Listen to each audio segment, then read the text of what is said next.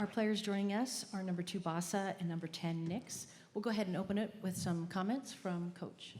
Yeah, first just want to say thank you to Fiesta Bowl, Verbo. This has been an unbelievable experience. You talk about the things that are benefits of the bowl game. For us, it's connection. It's the time that we get to spend with each other one last time. This guy on the stage with me, some of these other guys, their last opportunity to get to spend some time with us. And for us to get to have a great opportunity to spend time together and then go out there on the field and finish it the way we wanted to. We said, this season and really this game was about unfinished business. And we said we're writing the last chapter to our book, and we had the pen. And I thought our guys wrote a phenomenal chapter. Started off a little bit hairy, but they finished it off the way Oregon's supposed to play. So really proud of these guys and thankful again to the Fiesta Bowl and the job they did. We'll open it up for questions again. Let's get a mic to you. If you could announce your name and your outlet, and we'll start here on the left. First row, please. 24/7 Sports Dan. Just 12 wins only happened 5 other times in this program's history. What does this win mean? What's 12 wins mean to this team, this program?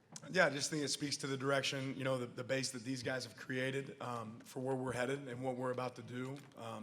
That they believed in what we wanted to accomplish, and this is all about our players. Right, our players, had buy-in. They knew what the goal was and what to accomplish, and we're going to build off of that in the future. And they really set the stage for that. Second row on the left. Hey, Bo.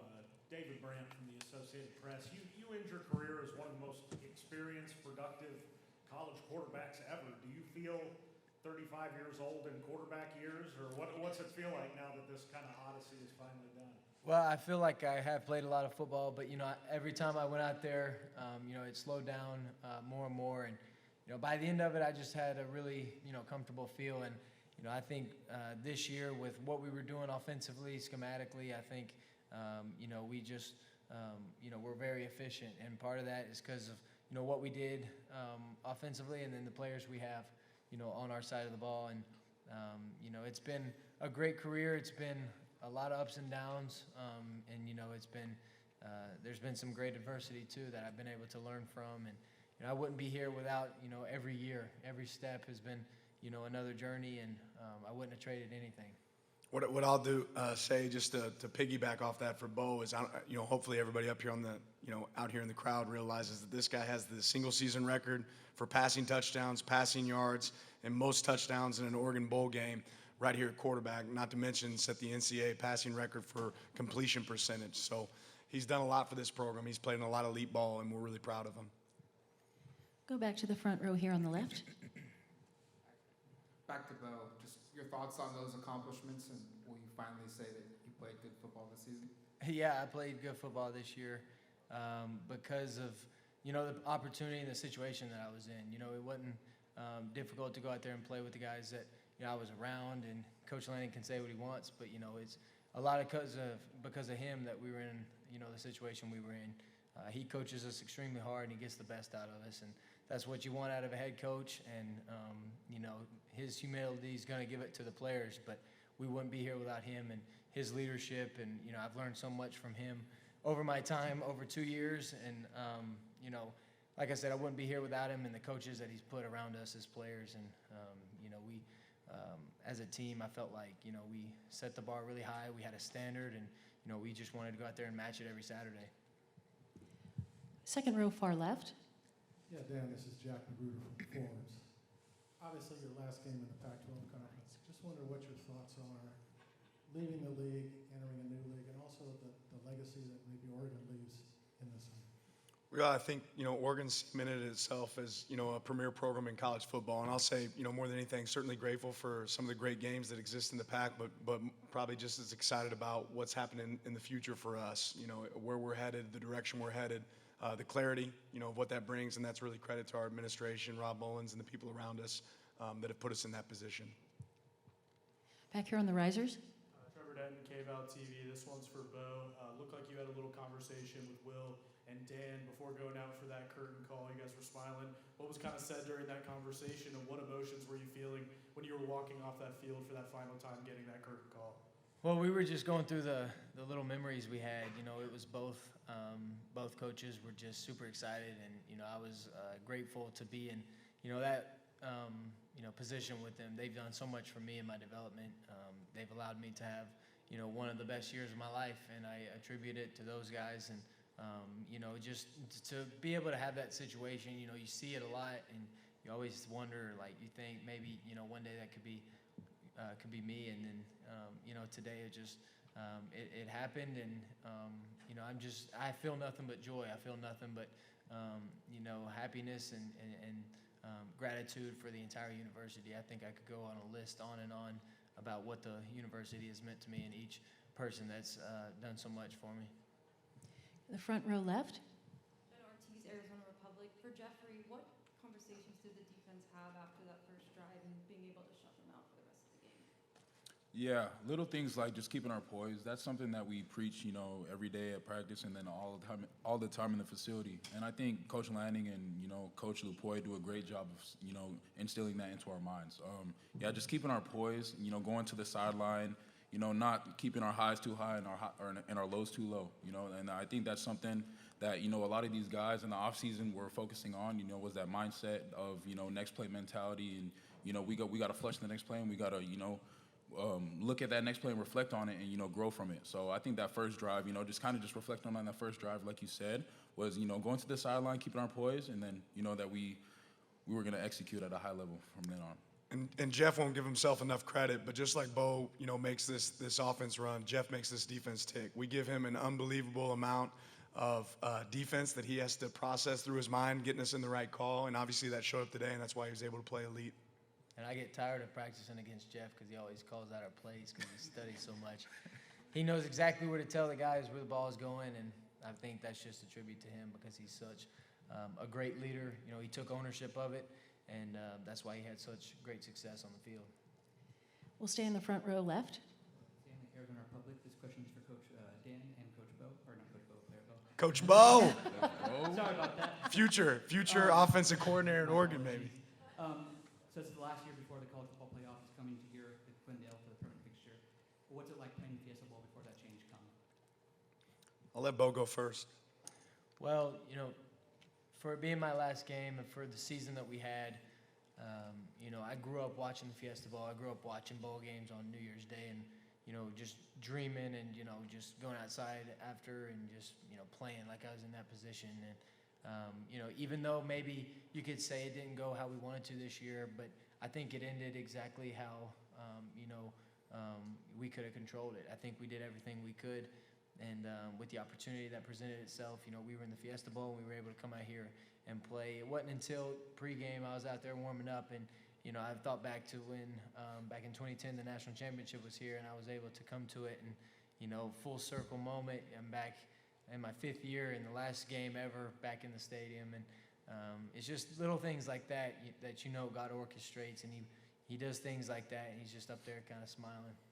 Yeah, certainly a unique experience to get to be a part of a New Year's Six. I think, every one of our players realize how special moments like that, how special this game is. I remember being in college watching the Fiesta Bowl with Oklahoma, Boise State, getting to experience some of these games and getting to be a part of it's really, really special, for these guys up on this stage, but also for our team.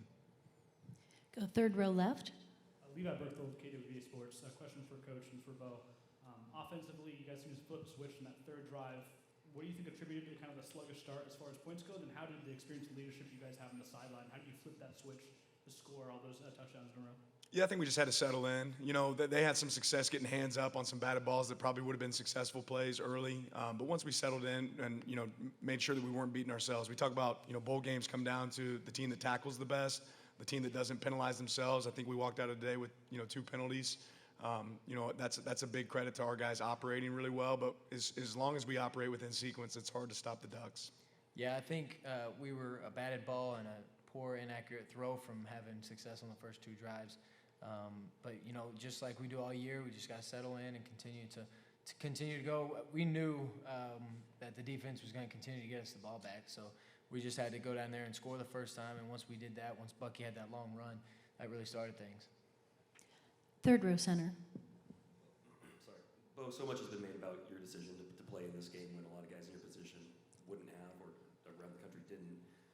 What message do you think it sends, or what message do you have for players who are going to make that decision in the future about participating at the end of the year, even if there isn't the carrot of it's for a national championship, or there's not necessarily the quote-unquote stakes that would bring a player out What did you get from this, do you think, and what do you think other players could if they looked at it differently? Well, for me, my decision was simple. I wanted to go out and compete one more time. I wanted to go out and play another game. I don't think you're promised many opportunities to play the game of football. And with the year that we had, it would have been a shame if I, didn't go out there and finish with the guys who made it all possible. And so all I can go off is just my feelings and my decision. I didn't think, I never had a question if I was playing with it or playing in it. I just kind of thought, it was going to be assumed that I was going to play in it, to be honest with you. But there wasn't much of a decision, and for some guys that's different. It's all, situationally based. But I just couldn't wait to get back on the field with these guys after what happened on December 1st, and I couldn't wait to go back out there and compete one more time. And if I had the opportunity, I was going to go use it. First row center. Dan, before this game, you were very praiseworthy of Liberty. Now that you've played them and won pretty convincingly, does that change your projections and your analysis of whether they were a team worthy of playing in this game at all? Not at all. I mean, you talk about they were an undefeated team, that they had an elite season. Coach Chadwell's won everywhere he's been. And, we had the better game today. We played well today. And they're a good team. You can't discredit a team going, unscathed throughout the season, undefeated. It speaks to the quality of team they are and the quality of coaches they have. They had an elite season, and hopefully this doesn't overshadow the season that they had, But I know how I wanted to come out on the end of this thing, and fortunate enough for us, our players went out and performed. Second row left. Ben Cates, the News in Advance in Virginia. Bo, we talked about your brother this week. Tell me what kind of day he had today, in your opinion, and how your feelings on, what he did out there, because he seemed to have a pretty special day. Well, Tez had a Tez day. If you watch him every day, that dude goes out there, he gets open, he catches the ball, and he continues to do it over and over and over. I can't explain how, awesome it was to get to play with him, for a whole season, and to see him do what he did, and to see him cap it off with the day that he had today. It was like I told him going in, I was like, I'm going to throw you the ball as much as you're open. So you just get open, and, we'll take care of it. And sure enough, that's what he does. And, it's so fun watching him, because I understand what he's been through to get to this moment. I understand what he's been through to get to this point in his career. That dude's had to overcome a lot of adversity, a lot that I probably don't even understand. But I just think he's such a great human being. He's such an awesome person. He's one of the kindest people that you can meet. He's got a great heart, and I think it just overflows on the football field. The energy and the effort you get is how he lives his life.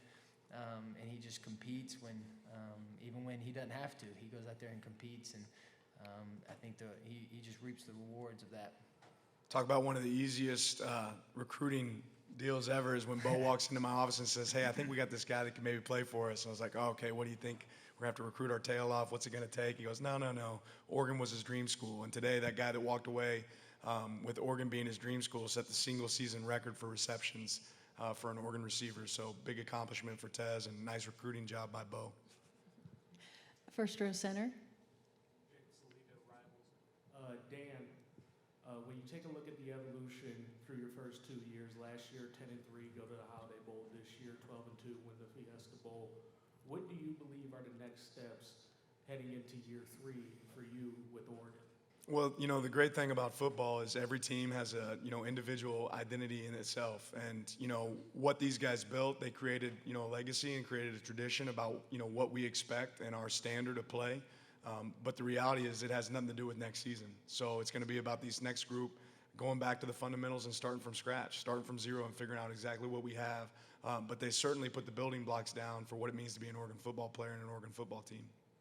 We'll stay in the front row here, left. Dan and Jeff, lowest rushing total for Liberty all season long. What made you guys so successful in stopping the run? I'll let Jeff go first. Yeah, I think that just went down to, the preparation. Knowing that they were the #1 rushing offense in the country, I think a lot of the guys looked up to the challenge and to stopping that run. That's something that we didn't do, in the previous game. Before this game, we didn't do that very well. So, accepting that challenge, I know a lot of the defensive linemen were fired up. Guys like, Taki and Dorless were fired up to, just go up against that offensive line. And then, obviously, Coach Lanning and Coach Lupoy calling the calls that they wanted to call, a simple call sheet, that we're ready to, just strike and, fit the gaps. And see, I feel a little bit different because they had 168 rushing yards. So it still bothers me, when we talk about our standard. But I will say this, that our players embraced what it's going to take to win this game, understood their strength, which is it's a big strength. They're better at running the ball than anybody else in the nation for a good reason. So I'm appreciative that our players stepped up to the challenge. Go to the third row on the left. Bo, can you walk us through that second touchdown pass? Looked like a bit of a broken play. You were able to put 6 on the board. What went down there?